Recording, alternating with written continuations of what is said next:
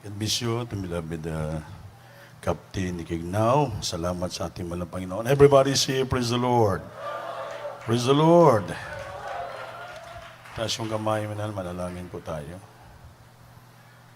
Nagilang Diyos, sa maraming salamat sa habag-atawa mo sa amin.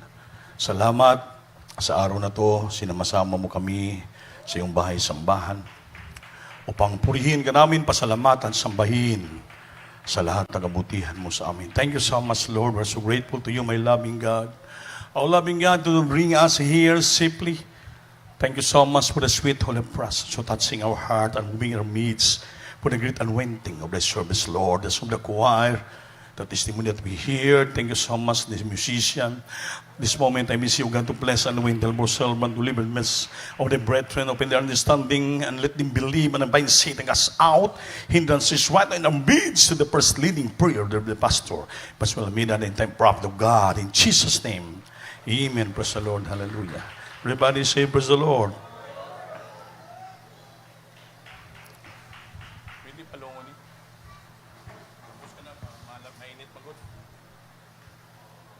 Everybody say, praise the Lord. First of all, the highest praise. Glory, honor, thanksgiving, and majesty on it, our loving God, our Son, Savior, and give double honor and respect to our dearly beloved evangelist. Will this Almeida and time prophet of our loving God, and remember and cherish the blessed memories, precious teaching, beloved son, pastor. Dina kong Almeida and all beloved children, all blessed Almeida family, and English to my beloved wife, my children, my co-workers, my co-professors, to all of you, mga minamahal, at sa ating mga webcast viewer, sa akong mga beloved wife, Sister Nini, Happy Mother's Day po sa heart. Ingaw man. Happy Mother's Day po sa aking beloved wife, sa lahat ng mga kapatiran diri ng mga ina ng tahanan. Happy Mother's Day po sa inyo. At especially sa atong beloved son, Pastor Lina Almeida, sa lahat ng mga beloved children naging ina ng tahanan, sa lahat-lahat sila po, from sa panganay ng anak, hanggang sa lahat ng mga pababa ng mga anak, hindi ko na mabanggit isa-isa, napakarami nila. Sa lahat ng alam ko, alam sila yung mga ina na rin ng tahanan. Kaya sa lahat ng mga beloved children, naging ina, happy Mother's Day po sa inyong lahat. Maminal, kung nakikinig man kayo, salamat sa ating mahal na Panginoon. Palakpakan po natin ang Diyos. Kaya sa lahat ng mga beloved Finest Choir, Dutch Choir, mga kapatiran nga nag-great sa beloved wife ko, nagbigay ng cake, salamat po sa inyo. Amen? Sa inyong pagmamahal sa ating pinakamamahal na Panginoon. At na-surprise na kami dahil kahabagan ng Diyos, may dumating din nga kay kanina. Kaya galing po sa isa ka-anak natin, beloved pastor, ay gigreet po ang beloved wife ko na Ate Nini, Happy Mother's Day. Galing pa ng Manila yun, Nalumo pa dito, napunta ng Cagayan. So, hindi tayo karapat-dapat. So, mga beloved children, sila po ay pinaparating nila yung pagmamahal nila sa mga manggagawa. Mga minamahal, sakit sa pag-grade, special delivery nga cake, pinagpala tayo. Amen ba? Kaya dapat lang batiin natin yung mga nanay. Amen. Parang malungkot man yung mga nanay. Malungkot ba kayo? Maligaya ba kayo? Parang hindi sila maligaya. Tungkol siguro sa init. Mainit, kaya hindi na makasmile dahil puro lang. Ito nga, gabi inita, pinapapalong ko na ito, maglupad yun. Yan, kada yan. Pasensya na kayo kay El Nino. Ipag-pray natin na mawala yung El Nino. Ibabalansin ng Diyos, hindi lang puro init, may ulan din. Kasi sabi ng pinuminon ito, talagang abutin pa daw ito ng mga 6 months. Grabe, sa ibang lugar, tag 45 degrees na. Celsius, din sa atin, siguro mga 42 siguro to. Grabe init. Salamat na lang dito kay may hangin, may mga kahoy. Kung sa Middle East ka, nako, yung sila nga, yumit, grabe inita. Muna marang masusunog ka doon. So, mamaya yan ang bunga ng climate change. Iba na yung climate ngayon, mga minamahal. Imbes nga tag-araw, dua ka bulan lang, sunod, naging init na. Grabe ng panahon ngayon, hindi na maintindihan. Ngayon, yung tinitingnan ng mga scientist, binabantayan nila yung palagi pa umiikot. Umiikot yung malaking bato. Yung asteroid, malaking bato. Nag-fast approaching sa Earth. Yan ang binabantayan nila. Ngayon nga, tumama yan sa Earth natin. Nako, masunog tayo at mawasak yung ating mundo. Pero sa prayer, wala imposible. Pigilan po ng Diyos yan, mga minamahal. Amen? Amen? Noon, nag-decree malapastor na itong El Nino, anong taon yon? Girebuke ni malapastor nga, ang El Nino mawala. Kasi sa grabing kainit, maghirap ang tao. Nawala po. Kaya wala imposible sa prayer ng propeta ng ating Malapanginoon. Bagyo, hininto, lahat. Mga bumpa ni Saddam Hussein, mga chemical weapon noon. Suspended in the air. Nagtataka yung CNN, bakit nagsuspended in the air yung mga missile dahil sa prayer ng propeta ng Diyos. Palakpakan po natin ang Panginoon. Pinagpala tayo dahil ating malapastor, hindi lang ordinaryong pastor, kundi he is a prophet, he is an apostle, he is a preacher, an evangelist.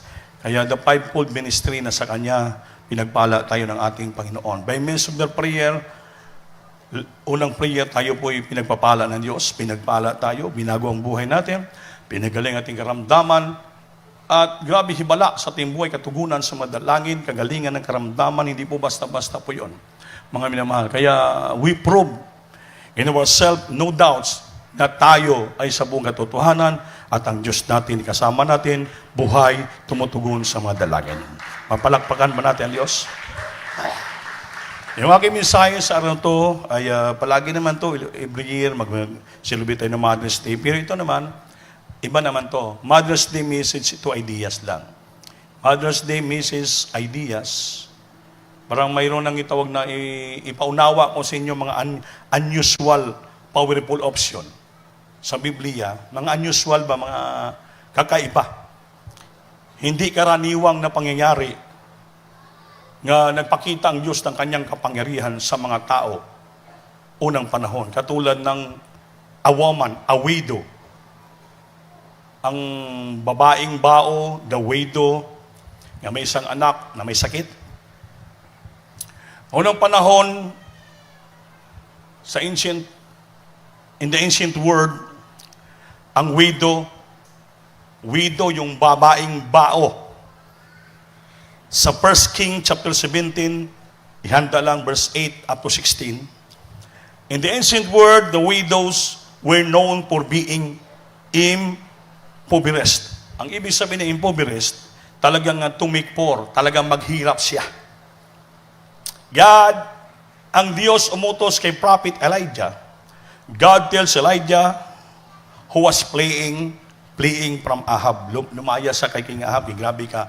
Within 3 years time, 3 years nga walang ulan. Yun, El Nino. Imagine, grabe pala ng El Nino.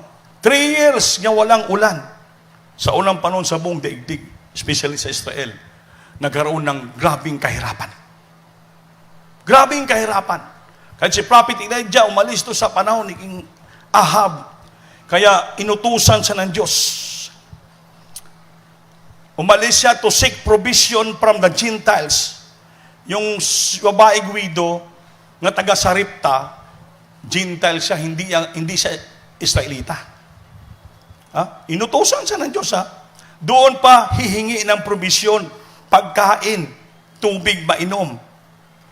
Whom he had already commanded to help Elijah. Tusan pa siya. Inutusan siya ni Elijah, tulungan si Elijah. In a 3.5 years drought, grabe, had caused a famine in the land. An incredible hardship for all. Grabing kahirapan. Nakikinig ba kayo? Grabing famine, gutom. 3.5 years nga drought. Dito sa Pilipinas, pag abuti ng 3.5 years nga drought, it caused great famine. An incredible hardship. Mga matay yung ating mga tanim. Palay, mais, gulay. Mga like in the Israel sa unang panahon. Pati si Prophet Elijah na naghanap ng provision, matulungan siya. Pumunta doon sa sarip nga Gentiles, nga widow, babae. Ang widow ay isa ring ina. Amen. He's a mother with one son. Naghirap din siya. Ngunit ito, kamunang sabi ko yung wali, it's unusual, kakaiba, ibang klase, nga powerful option. Kung paano ginawa ng Diyos na buhay si Prophet Elijah sa magitan ng babaeng bao, nga isa ring ina nga may isang anak. Nga tagutom, within 3 years and a half, nag-cause ng famine in the land, incredible hardship for all. So dito, the scripture tells us that the woman was gathering sticks. Mga lipak ba? Anong tawag din ganun sa stick? Lipak na yun? Ilunggog yapo na. No? Ginapakita dito is a great potential evidence of her poverty. Nang mumulat na lang ng mga stick, ng mga kahoy, pang sugnod. So, talagang nakita natin ebidensya na grabing poverty, kahirapan sa lugar na yan. So that she could prepare the last handful of flour she had left for herself and her son. So that we may eat it and die. Nanguha ng mga pangsugnod stick para iluto sa katapusan nga isa na lang kakumkum, handful of flour. Arina, ito naiwan sa kanila kasama niyang anak. At sila, pag kinain at linuto, sila po'y pagkasunod ng araw, mamatay na. Amen? Amen? So, dito sabi ng 1 Kings, pag-ibasa ba din, 1 Kings chapter 17, verse 12. Iluksuhan muna natin yan. Praise the Lord. Sa aklat ng unang hari, kabanata 17, ang talata ay 12. At kanyang sinabi, ang Panginoon mong Diyos ay buhay. Ako'y walang kahit munting tinapay, kundi isang dakot ng harina sa gusi at kaunting langis sa banga. At narito, ako'y namumulot ng 2 patpat upang ako'y pumasok at ihanda sa akin at sa aking anak upang aming makain bago kami mamatay. Isipin mo, patpat pala yan sa Tagalog, yung mga stick. Mulot. Lutuin nila, sinabi kay Elijah. At sa sunod, sila po ay mamatay na. Amen? In her desperate situation, desperadong sitwasyon, she focused on a little, maliit lang, siya instead of what God might provide. Sa grabing kahirapan sa sitwasyon nila, she focused, tinitingnan niya ang maliit. Maliit na lang nga arena at oil nga makaligtas sa kanila. Instead of what God might provide. Wala siya kasi, wala siyang panampalataya, Gentile siya. Na dapat, titingnan niya kung paano ang Diyos gumawa ng himala, na paano sila i-provide at pakainin ng Diyos within 3 years and a half. Ngunit, ang Diyos alam niya ang mangyari sa buhay natin, hindi papayagan tayo ng Diyos nga bukas makalawa, mamatay tayo. Amen ba? Pakinggan nyo to. It is very unusual nga mga powerful option sa Biblia paano sa liligtas ng Diyos sa kahirapan. Kuminsan kasi tayong Krisyano, pag wala na tayong natira, parang takot na tayo. Dito lang tayo nagpo-focus. Bukas, wala na akong pera, wala na akong bigas, wala na akong pangbayad, at doon na lang. Lutuin ko to, hindi na malaman. Iniisip natin, saan na tayo magngutang, saan tayo mag-loan, saan tayo maglending, saan tayo mag-5-6, saan tayo hindi natin malaman. Katulad sa babae na to. She focused on a little, she had instead of what God might provide. Limutan niya. Ngunit hindi nakita nga paano ang Diyos kumilos sa buhay niya. Itong babae taga Sarepta ay Gentile, hindi siya Kristiyano. Wala siyang panampalataya. That's why, inutusan ng Diyos si Elijah, subukin ang kanyang panampalataya upang pag ginawa niya ito, sa katapusang pagkain mamatay na siya, bubuhayin siya ng Diyos. Amen ba?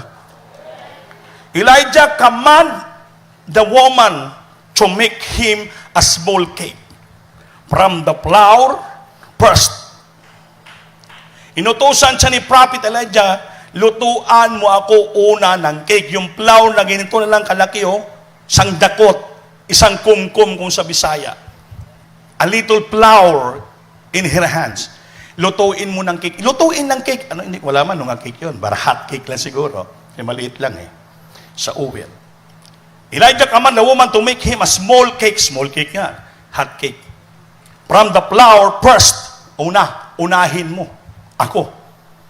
His request for food and water during the famine. Likely, put this down Jewish. Hindi man siya Jewish Financially, challenge woman in an awkward position. Ang ibig sabihin, yung request ni Prophet Elijah sa isang babae ay hindi naman sa Jewish, hindi naman sa magtotoo, hindi naman sa Kristiyano, nga pakainin siya, lutuin siya, painumin siya. Sa oras ng kahirapan, famine, tagutom, last harina at oil na lang, nag-request pa si Elijah to challenge the woman, the widow. Nga ang babae naman, walang-wala na, last na lang. Financially challenge a woman in an awkward position. Ano ibig sabihin ng awkward? Mahirap na sitwasyon. Siyempre, last arena na lang I-challenge mo pa, oy, lutuan mo ko una. Painumin ko ng tubig. So awkward nga challenge po yon. Kumbaga, sabihin ng babae, grabe naman nga propeta. Propeta Alam niya, wala na kumakain. Lutuin ko to, pati sa anak ko, mamatay na kami pagbukas I-challenge pa kung lutuan ko pa siya una. Siya pa unahan ko luto. Pag naunahan ko siya luto, paano naman kami? Nakikinig ba kayo? So, very awkward ang challenge ni Prophet Elijah sa isang babaeng bago. Ngunit, mga minamahal, pinili ng Diyos, God chose her for a purpose. Pinili ng Diyos yung babaeng balo na punta ni Elijah to challenge her faith in the last provision of her life. Para ano?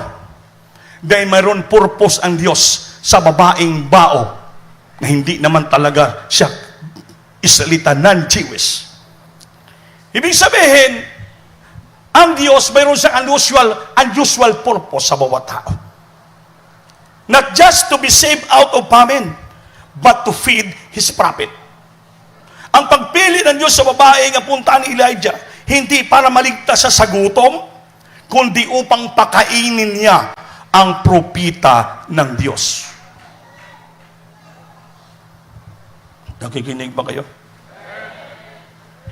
Despite her fear and distress and a bit of doubt, sa kabila daw ng takot, distress na siya, maliit na pag-alinlangan, siyempre last arena na lang o will mamatay na sila. Pero ang babae sa kabila ng yan, nagkaroon siya ng distress, nagkaroon siya ng takot, nagkaroon siya ng a little bit doubts, ngunit sa kabila ng yan, siya po ay naniwala sa salita ng propeta.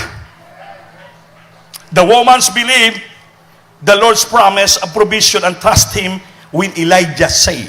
Naniwala ang babaeng bao sa pangako ng Diyos, bigyan siya ng grasya pagpapala, naniwala siya sa sinasabi ni Prophet Elijah, na sinasabi ng 1 King chapter 17 verse 13, pag-ibasa lang, Badyan Tuni, na sabi, do not fear. Praise the Lord.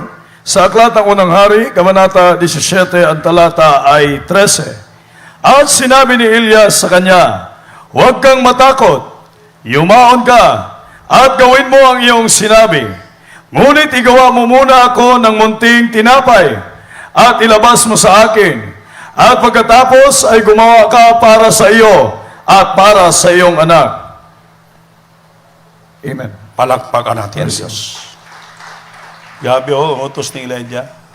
Elijah said to her, fear not, huwag kang matakot, huwag kang mahadlok. Go, gawin mo. Malis ka, gawin mo ang aking sinasabi. but make me therefore a little cake first. Ang salita, but make me therefore a little cake first. Unahan mo og luto ng cake at dalhin mo sa akin. And after, make for thee, luto sa akin, kayo naman at siyong anak. Amen? Amen. Pero sa atin, pahirap po yun. Ito po challenge din sa ating buhay, hindi lamang sa babaeng bao, sa bawat Kristiyano. Kaya sabi ng Biblia, seek ye first the kingdom of God and His righteousness, and all these things shall be added unto you. Cook me first the cake and bring it to me. Yung salita, lutuan mo ko una ng cake at dalhin mo sa akin. At ang maiwan sa inyo, maiwan sa akin, inyo na yung anak. At anong pangako ng Diyos? Pagkatapos ginawa ng babaeng bao, linutuan si Elijah, pinakain siya. Anong sabi? The flour was never used up, and the jar of oil never ran dry. Pagkatapos, salita ni Elijah, dito muna tayo sa una. 1 King chapter 17, verse 8 up to 16. Mahaba itong istorya. Gawin natin istorya, pero may malaking aral to sa bawat isa atin. Praise the Lord. Sa aklat ng Unang Hari, Kabanata 17, ang talata ay 8 hanggang 16. Praise the Lord. At ang salita ng Panginoon ay dumating sa kanya na sinasabi, 9, ikaw ay bumangon, paroroon ka sa Saripta na nanauukol sa Sidon, at tumahan ka roon. Narito, aking inutusan ang isang baong babae roon nang pakainin ka. Pakainin ka. Yes, sa gayoy bumangon siya at naparoon sa Saripta. At nang siya'y dumating sa pintuan ng bayan, narito, isang baong babae ay nandun na namumulot ng mga patpat. At tinawag niya siya at sinabi, isinasamo ko sa iyo na dalan mo ako ng kaunting tubig sa inuman upang aking mainom.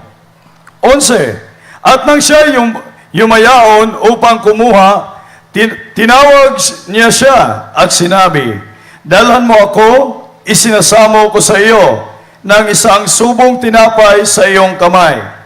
12, at kanyang sinabi, ang Panginoon mong Diyos ay buhay. Ako'y walang kahit munting tinapay, kundi isang dakot ng harina sa guse. Dakot na harina sa guse at kaunting langis sa banga. At narito, ako'y namumulot ng 2 patpat upang ako'y pumasok at ihanda sa akin at sa aking anak upang aming makain bago kami mamatay. 13, at sinabi ni Elias sa kanya, huwag kang matakot. Amen. Yumaon ka at gawin mo ang iyong sinabi. Ngunit igawa mo muna ako ng munting tinapay at ilabas mo sa akin. At pagkatapos ay gumawa ka para sa iyo at para sa iyong anak. 14, sapagkat ganito ang sabi ng Panginoon, ng Diyos ng Israel, ang gusi ng harina ay hindi makukulangan o ang banga ng langis man ay mababawasan hanggang sa araw na magpaulan ng Panginoon sa ibabaw ng lupa. Amen. 15, at siya yumaon at ginawa ang ayon sa sabi ni Elias. At kumain ang babae at siya at ang kanyang sangbahayan na maraming araw. Amen. 16, ang gusi ng harina ay hindi nakulangan o ang banga ng langis man ay nabawasan ayon sa salita ng Panginoon na kanyang sinalita sa pamamagitan ni Elias. Panagpakan po natin Diyos, mga minamahal. Mga minamahal, tayo mga ina ng tahanan, minsan tayo ang tumatayo sa ating bahay, tahanan, with regard to spiritual matters. Sumusunod na yung mga anak natin. Amen ba? sa magitan ng kanyang ating pananampalataya, sa magitan ng kanyang ating pagsunod, katapatan, sinseridad sa salita ng Diyos. Na pinapangaral ng ating beloved dearly pastor, the prophet of God, sa mga preachers dito. Pag ginawa natin ito, yung pangako ng Diyos katulad sa babaeng Saripta na sinabi ni Elijah, ito po'y mangyari sa buhay natin. Dito to ang salita ng Diyos. Sabi niya, huwag kang matakot. Huwag kang matakot. Do not fear. Gawin mo ang inuutos ko sa iyo. Lutuan mo muna ako una. Buti pa sabot, sa pagbibigay, kailangan unahin palagi natin una ang Diyos. Pangalawa lang yung sa atin. Utos ng Diyos yan sa babaeng balo.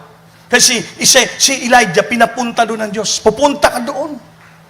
Mayroong babaeng bao doon, magpapakain sa'yo. So, pilinano na ng Diyos. Sa kahirapan ng panahon na yun, hardship of life because of famine, 3 years and a half, imposible. Siya'y propita ng Diyos, kaya sa pakainin ng Panginoon. Pero bakit pinapunta pa siya ng Diyos doon? Just to challenge the widow woman, nga although siya po'y non-Jewish, upang itong babaeng bao sa kanyang kahirapan, siya po'y hanguin ng Diyos at siya ay pagpapalain ng ating mahal na Panginoon. If you believe the voice of the prophet. Sabi ng Biblia, believe his prophet and you shall prosper. Maniwala ka sa propeta at ikaw ay pagpapalain ng Diyos. Magmuaswagon ka. Amen? Kaya lahat na sinasabi dito sa pulpito ng mga preachers, galing sa Biblia yan, paniwalaan natin. Kung sumunod ka sa challenge, kami nanawagan kami, we challenge you. Mayroon tayong krusadang gaganapin. Magbigay kayo ng pledges. Salamat sa mga kapatiran na nagkaroon ng panampalataya, nagkaroon ng generous heart sa Panginoon. Pumunta rito, naghatid sila ng mga pledges nila. Kaya na nagbigay, nakasobri, tuwang-tuwa ang Diyos sa inyong ginagawa. Natutuwa kami dahil nananawagan sa challenge namin para sa inyo, sumagot kayo. But the most nga nagtutuwa, nagagalak ang Diyos sa langit. Minsan lumalabas sa aming bibig like Prophet Elijah to challenge your faith. Katulad na ginawa ni Elijah sa babaeng baro, he challenged the woman. Very awkward pa. Very awkward challenge. Why? Tagutom, famine, hardship of life. Last na lang nila na pagkain, mamatay na sila pagkabukas. Very awkward na challenge. Pero pagpaniwalaan mo, hirap na hirap ka na, pagpaniwalaan mo sinasabi ng Biblia, paniwalaan mo sabi ng mga manggagaw, preacher, ng paniwala ng propeta, gawin mo yan, panampalatayahan mo yan, pag ginawa mo yan with all your heart, inuna mo ang Diyos. Sabi ng Elijah, umalis ka na, go and do. Uwaon ka na at gawin mo na. Lutuan mo ako una ng cake at dalhin mo pa, dalhin pa. Kaya yung pagbibigay, ginadala sa church po yun. Palakpakan natin ang Diyos. Amen? Gawin mo at umalis ka, go and do it. Umalis ka at gawin mo. Dalhin mo dito, ibigay mo rito, may aksyon. First, and Elijah said unto her, fear not, di ka matakot, na wala ka na makakain, bukas patay ka na, within 3 years and a half time. But go and do. Nakikinig ba kayo? Ang utos, fear not, then, kamakulon, go and do. Umalis ka at gawin mo ang aking inuutos sa iyo. As thou hast said, but bake me therefore a little cake first. Pakinggan yung salita. Make me therefore a little cake first. Kaya unahin mo palagi ang Panginoon. Unahin mo muna sunod ang salita ng Diyos. Kaya sabi ni Peter, I rather obey first God than men. Mas unahin ko una ang Diyos kaysa tao. Pag ang tao ng sita, ang tao ng Diyos, sundin mo yung dahil salita ng Diyos.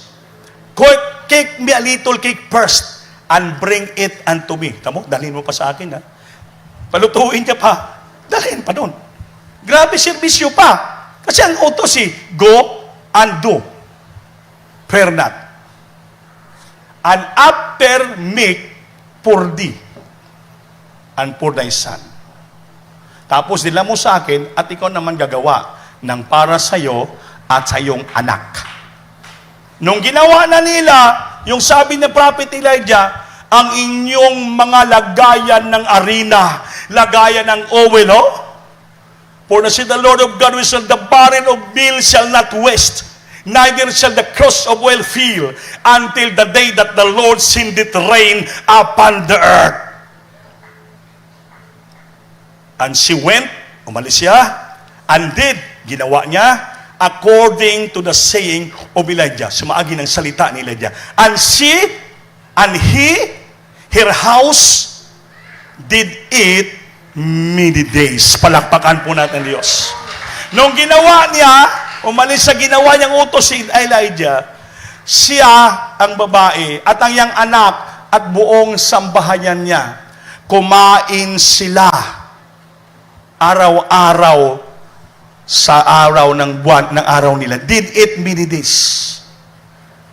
Nagkain, kumain sila araw-araw, maraming araw.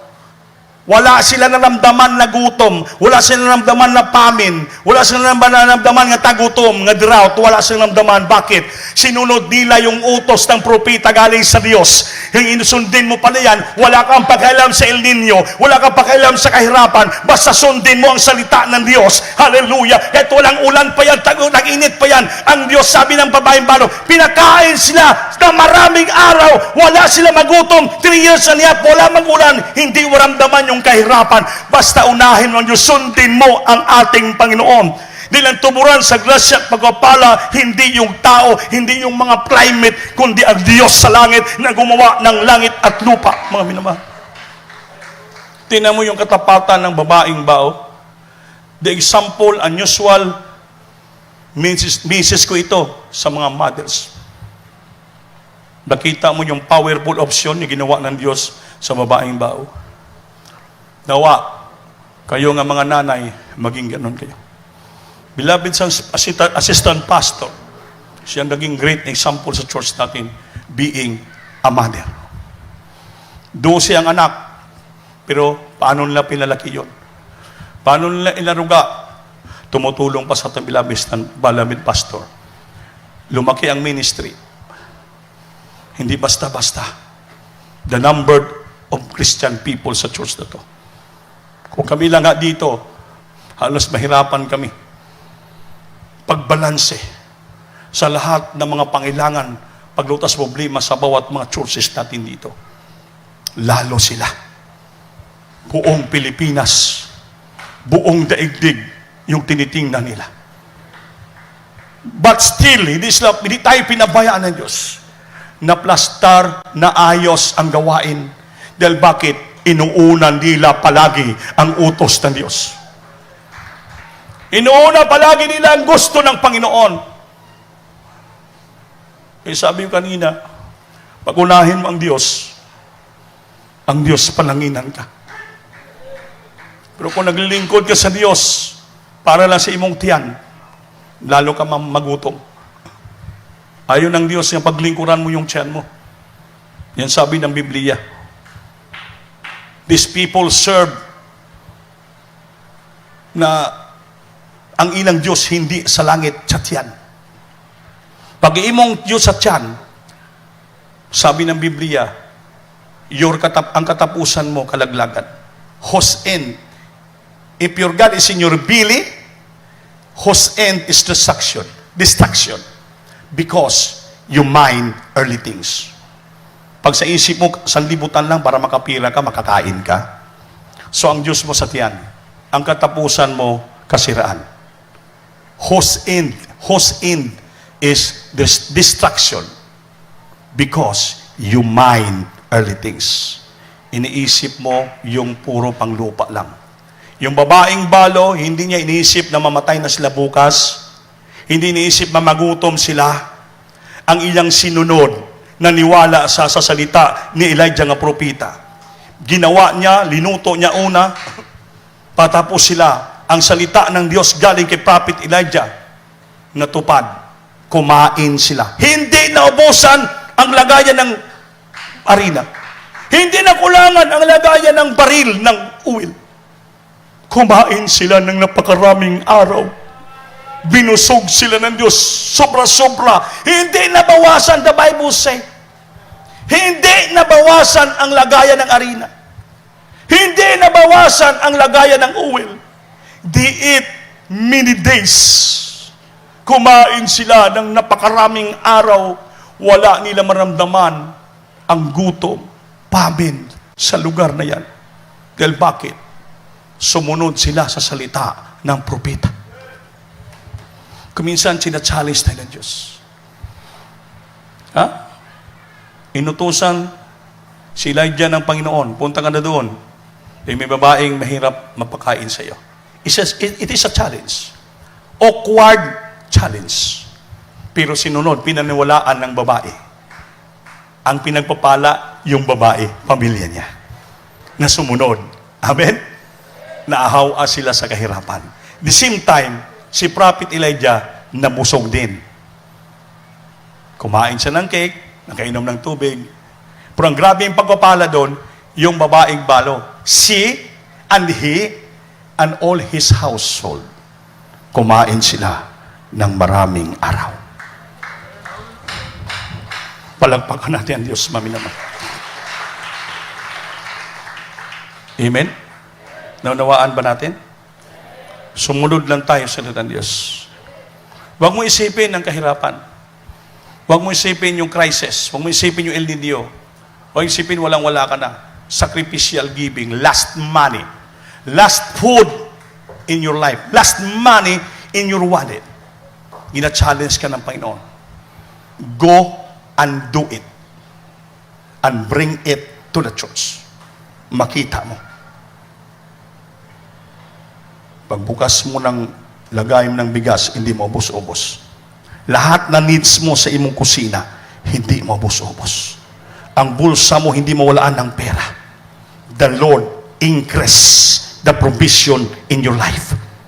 Pagpalain ka. Mapromote ka sa trabaho. Maingkresan ka sa sweldo. Protektado ka ng Diyos. Saan ka man pupunta. Galak na galak ka. Tuwang-tuwa ka. Spiritually. Hindi ka pabayaan ng Diyos. Yun ang sabi, mapupuno ka, mapunuan ka lahat. Blessing, material, financial, physical, blessing. Tatlong pangako ng Diyos.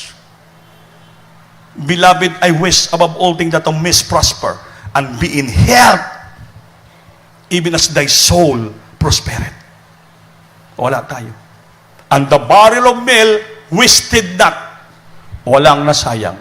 Neither did the cross of oil fail, according to the word of the Lord, which he speak by Elijah. Amen ba?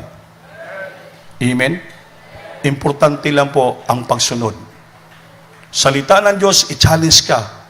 Out from your tithes and offering. Magbigay ka pa ng pledges pag nananawagan yung mga preacher dito.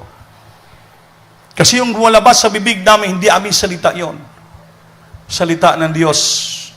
Lalabas sa bibig namin para to challenge you. To challenge us. Like the word of Elijah na challenge yung babaeng bao nga hirap na. Awkward challenge. But still, the woman believed. Naniwala siya at ginawa niya. Totoo ang pangako ng Diyos. Palakpakan po natin ang ating malapang Panginoon. Everybody say, praise the Lord. Gusto niyo pagpapalain kayo ng Panginoon? Gusto niyo pagpapalain katulad ng babaeng balo? Walang nausik nga arena. Walang miawas nga uwil. Intact ang pagpapala. Ang taldiyaw sa harina, wala mahutdi o mahubsan. Ang tibod-tibod sa lana, sumala sa pulong sa Ginoo nga iyang gisulti, pinaagi kang Elias. Palakpakan po natin ang Panginoon. Grabe. Taldiyaw o tibod-tibod, wala mahutdan, wala mahubsan.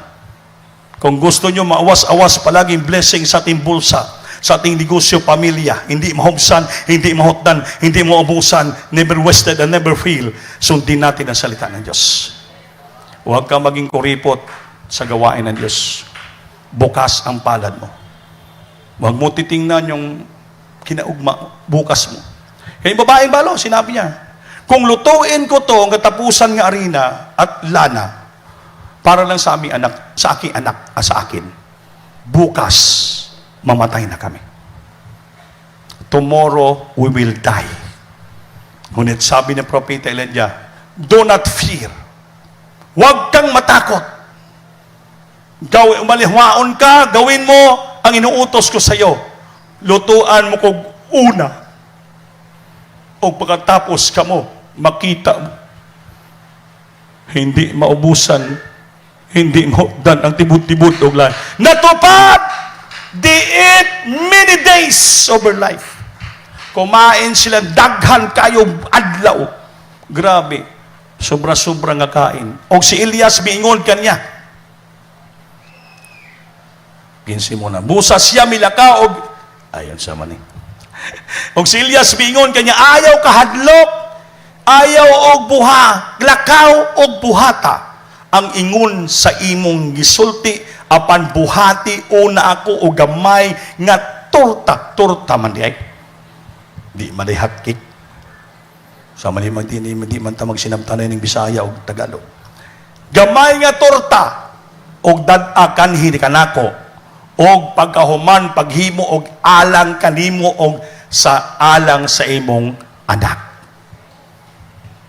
Kay kini mao ang gipamulong sa Ginoo ang Dios sa Israel.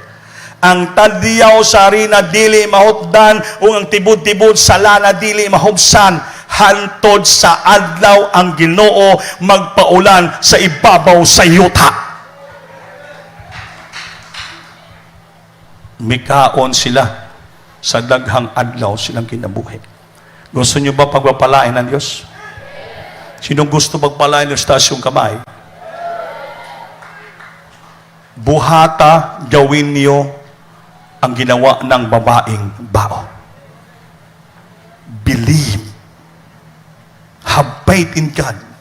Go and do it and bring it to the church. Sigurado, hindi maubusan ang iyong bugasan, ang iyong sudlanlana. Tanan, everything that we need in our household, hindi po maubusan. Pangako ng Diyos. Diba? Matthew 6:33.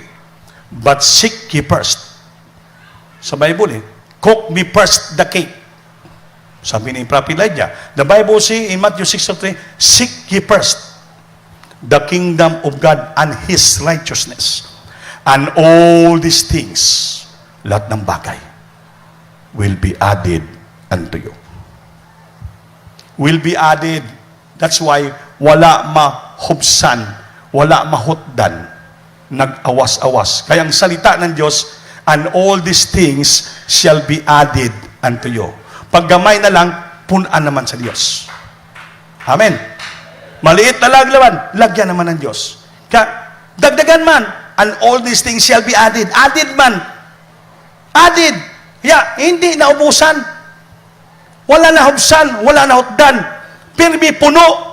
Yan yung pangako ng Diyos. Bakit? Pag-unahin ng Diyos, kanunay niya palagi niyang punuan, dugangan, hindi mahutdan, hindi makabsan, puno palagi. Makakain tayo araw-araw sa ating buhay. This shall eat many days. Kung di kami karamdaman ka, sakit ngayon, I challenge you.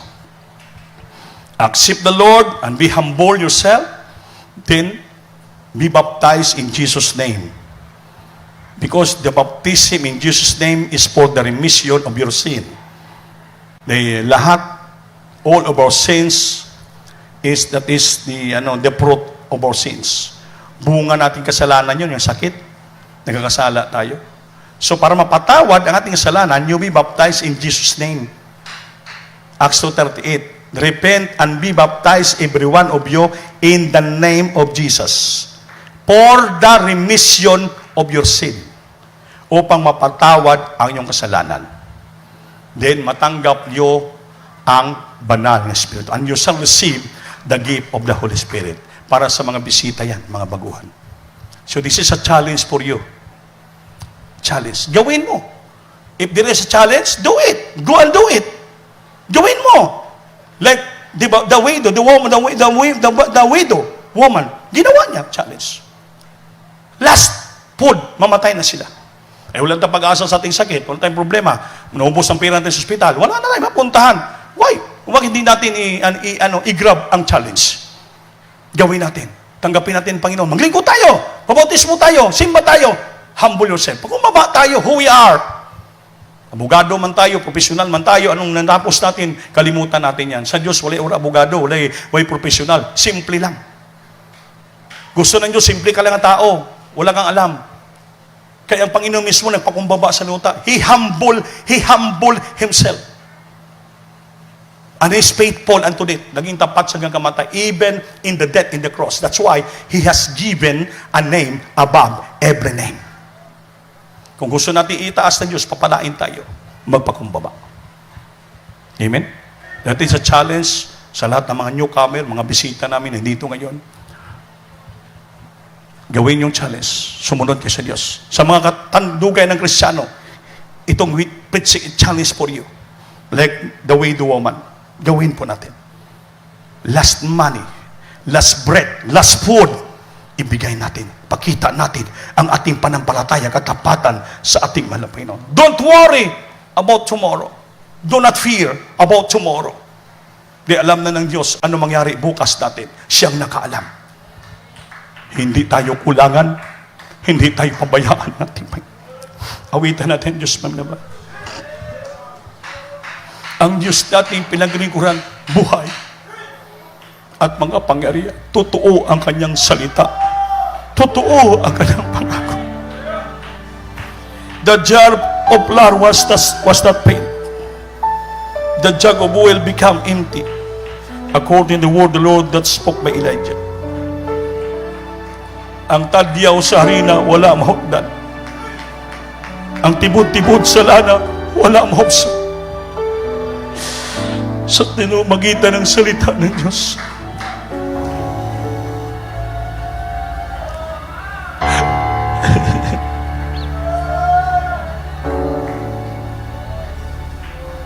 Seek ye first the kingdom of God and His righteousness. And all these things shall be added to you. Hallelujah, hallelujah. Jesus. Sing it, hallelujah. From your heart, express your thanksgiving and gratitude to God.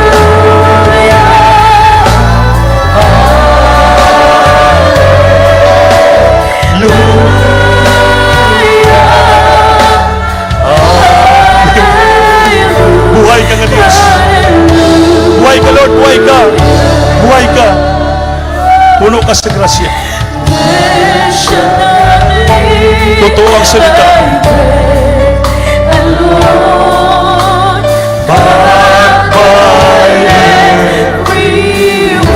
Baka may mga bisita tayo dyan. Galing natin sa gitna.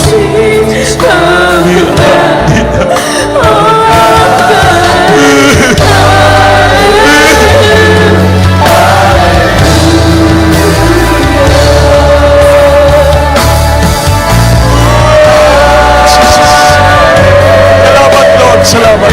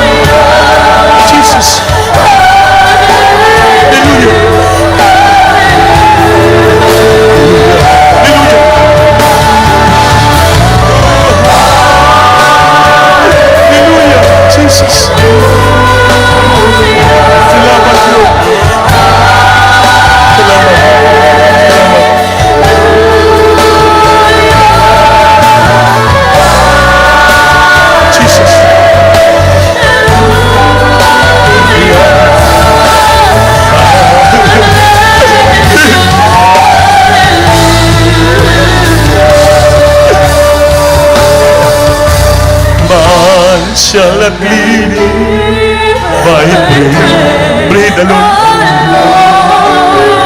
but by bread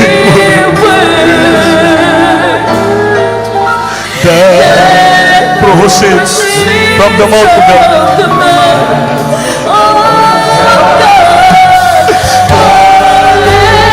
Jesus, hallelujah. Hindi tayo mabuhay sa tinapay, kundi sa salita ng Diyos na lalabas sa bibig ng Panginoon. Ang babaeng bao naniwala sa salita ni Elijah, kaya pinagpala siya. Nagpagutom na sila, pinaniwalaan ang salita ng Diyos. Pinagkain sila ng Diyos. Pinagpala sila.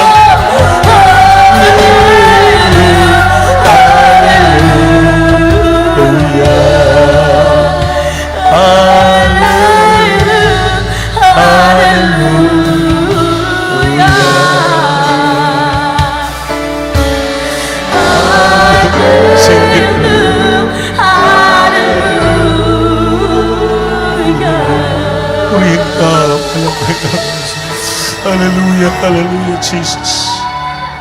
Sabi ng awit, man shall not live by bread alone, but by every word that proceed from the mouth of God. Ang babaeng balo, hindi siya natakot katapusan nga rin na mamatay sila o bukas. Pininiwalaan niyang salita ni Propeta Elijah. Ginawa nila. Pinakain sila ng Diyos. Ilang araw. Ilan sila pinagutuban, ilan sila pinabayaan. Kung hindi, ang anak niya may sakit yun. Pinag-pray ni Elijah, binuhay ng Diyos at pinagaling kanyang anak sa karamdaman. Grabe yung pagpapala. Material, physical, higit spiritual. Pag tayo sumunod, tumalima sa salita ng Diyos. Mahal na mga bisita, you are so blessed today not to be here. The Lord bring you here. Mga kapatid, tanggapin niyo ang Diyos, although nga tinanggapin ang Panginoon. Hindi ko nagkamali because you're also a minister of God. Just to be humble yourself. Ask forgiveness from the Lord. Kung saan tayo nagkulang, nagkasala, then you have to go and do it and rebaptize in Jesus' name for the remission of your sin. Subukan nyo. Makita nyo yung kagalingan ng karamdaman. Pagpapalang material, finance, spiritual na bagay. Wala imposible at wala naman wala sa atin. Kung sumunod na tayo tumalima sa salita ng Diyos, tayo makinabang. Ang babaeng bao, tumalima sa salita ni Elijah na propeta, siya ang pinagpapala. Hindi siya nagutuman. Taas yung kamay. We are pray for you. Tindog. Hindi siya magatindog. Tindog na taas yung kamay. Yun. Yeah. Taas yung kamay, ipiyong yung mata.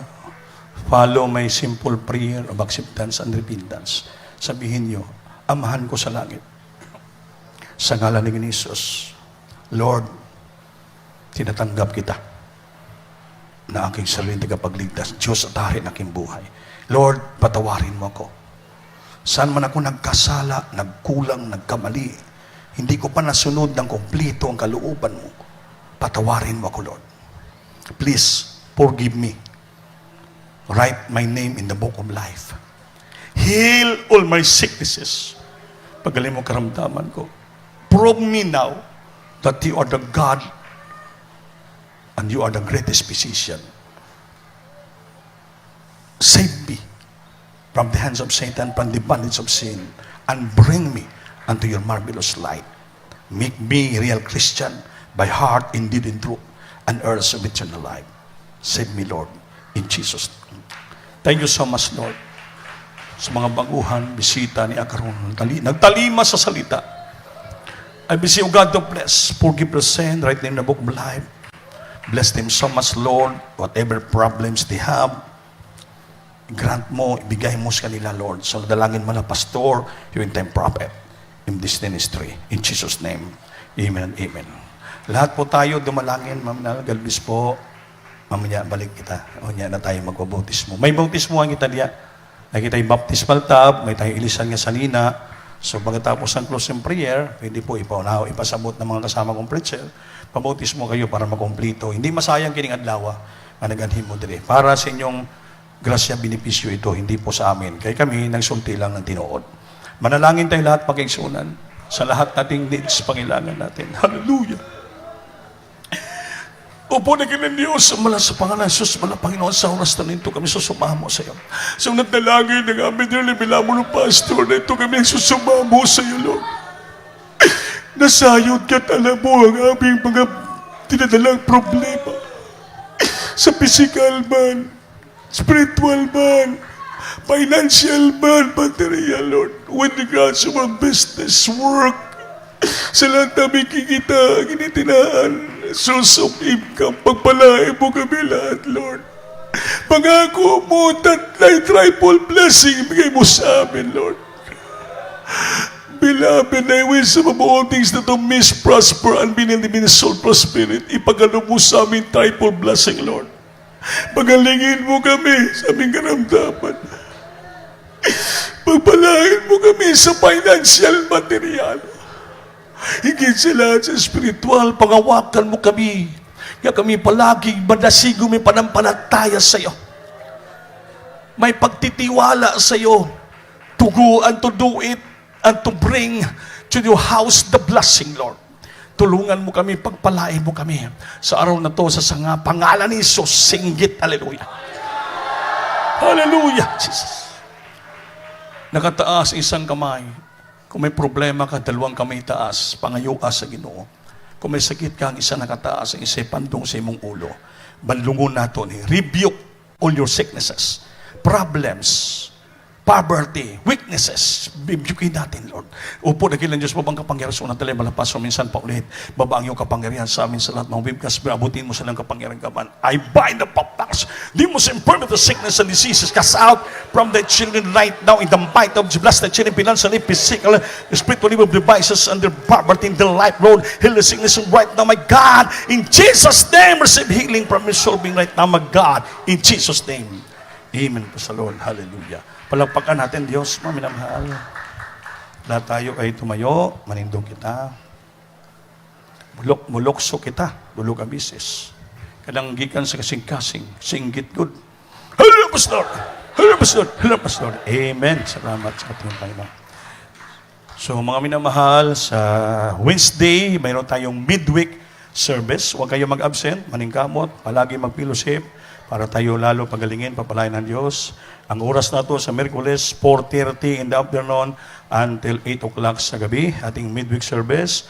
Then ang ating Friday, ating overnight prayer, magsugod ng alas 9 sa gabi, Biyernes, mahuman ka na ay alas 2 lang sa buntag sa Baduna. No? Overnight prayer man na. So mutong Sunday natin, 8:30 in the morning until 2:30 or 3 o'clock in the afternoon. Depende po sa moving ng Holy Spirit. Matuloy tayo, may mga sit karamdam, balitian, diri unya, magpalihas kamusto nga, magpapandong siyong kamot, isto nga, after that, atong lingkuranan, tabangan, tagamada, iagin nyo sa mga pledges box diyan, ang ating mga kailangan natin yung mga pledges, mga subri po, iabot nyo lang sa information table, mga minamahal para kayo papalain ng ating Panginoon. Magkuha muna tayo special offering. Opo, nakilang Diyos, ang malas pa Jesus, Panginoon, sa hindi nagsasawa, nagbigay ng mga special offering para sa church. Ibalik mo na makalimutan sa palangin sa ila, Panginoon, pagkabuala, Pastor. In Jesus' name. Amen. Pagpalain ka ng Diyos, ibigin ka niya, mabigay at bibigyan na maraming biyaya. Siksik, lingling at tumaba, ay ibabalik sa'yo. Yan ang buhay ng Kristiyano kay Jesus. Pagpalain ka ng Diyos, ibigin ka niya, ang bigay at bibigyan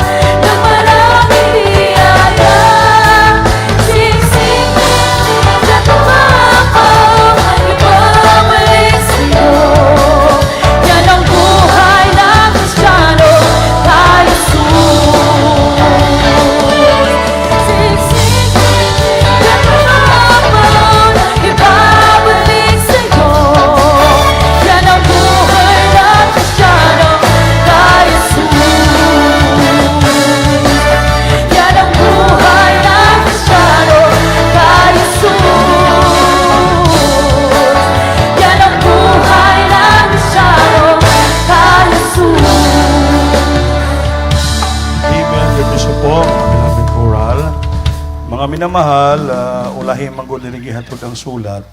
So, kindly na lang magtinabang kailan ta. Yung dalawang adults choir, mutindog dito sa gate, magdala ka mo ng offering cloth.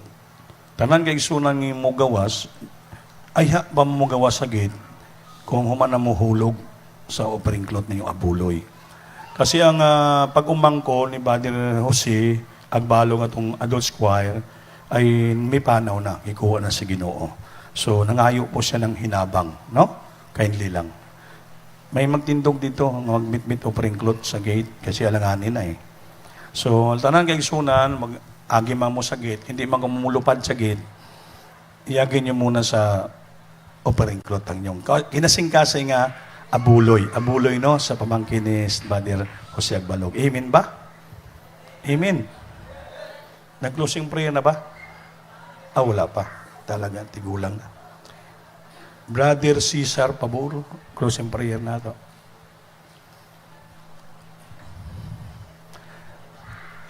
Ready na yung booth ni para sa Mother's Day natin. Libre pa picture. Lord, hallelujah. God bless ka naman, beloved. Yes, God hallelujah. bless ka naman, mahal Panginoon. Ang potos ng pinakamahal na Panginoon, hallelujah. Kami pinakamahal mo, Diyos, man sa langit, ginusong tag sa kinabuhi. Magbubuhat sa langit sa yuta sa pangalang pinakamahal na Panginoon Kristo. Anay mo makarakan, mahal na Panginoon sa iyong kapuno nagatapos sa wapagsimba diha kanimo, mahal na Panginoon. Hallelujah. Kami ang pasalamaton, Ginoo. Gidasig mo kami, mahal na Panginoon, kami. Magapagsimba kanimo ni mga adlaw, Ginoo. Salamat gikan sa imsihan. Ug sa joyful, mahal na Panginoon. Ug sa suli, mga maalawiton, mahal na Panginoon. Salamat sa balahan mong presensya. Bisan pa man sa mabuhing kadaugan sa makigsuunan, mahal na Panginoon, mga alawiton, mahal na Panginoon, sa mga adults choir, children's choir, mahal na Panginoon, pioneers choir, generation, pioneers choir, mahal na Panginoon, salamat, Ginoo, hallelujah. Bisan pa man sa mapagpasabot, sa mga paghatag, sobra sa insakto, mahal na Panginoon, maugayo susi sa panalangin, mahal na Panginoon, bisan pa man, Ginoo, sa mga pulong, Ginoo, nga mo'y naghatag ka na mo kadasig, pagkaon sa mga kalag, mahal na Panginoon, pati sa pagtuo, pagsalig nga kanimo, Ginoo, hallelujah. Imo Ginoo, imo mga pulong, Ginoo, magpuyo kanunay sa mong kasing-kasing, Ginoo, among makinabuhi, mahal na Panginoon, hallelujah.